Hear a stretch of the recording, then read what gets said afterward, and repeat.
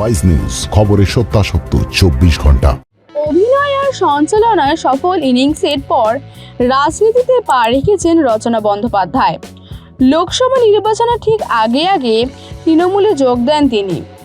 দলে যোগ দিতে আসতেই টিকিটও পেয়ে গেছেন, কিন্তু এরপরেই হঠাৎ ট্রোলের বারবারন্ত শুরু হয় রচনার ব্যক্তিগত জীবনে।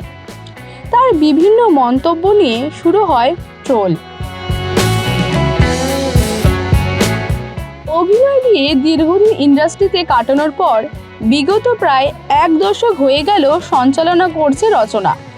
তার সঞ্চালনা দৌলতে গোটা বাংলায় পৌঁছে গিয়েছে দিদি নাম্বার 1-এর জনপ্রিয়তা। কিন্তু এবারের সিজনে এমন একটি কাণ্ড ঘটে যায় যা আগে কখনো হয়নি।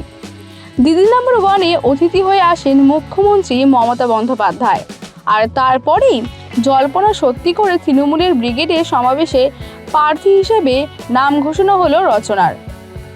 হুগলিতে তৃণমূলের টিকিটে প্রার্থী হয়েছেন রচনা বন্দ্যোপাধ্যায়। প্রচণ্ড গরমের মধ্যে ভোটের প্রচার করছেন প্রার্থী, কিন্তু রচনা বলেছিলেন তিনি একসময় রোদ জ্বরে শুটিং করেছে, তাই এই গরম তার কাছে অস্বস্তি হবে না। কিন্তু কার্যক্ষেত্রে দেখা যায় প্রচারে নেমেই রচনার এমন সব মন্তব্য করে যাতে ট্রোল হতে হয়।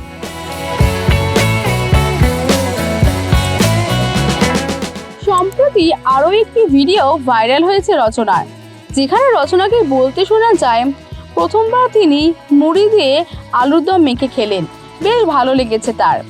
পর্দার দিদি নাম্বার 1-এর মুখে এমন মন্তব্য শুনে ফের ট্রোল শুরু করেন নেটিজেনরা।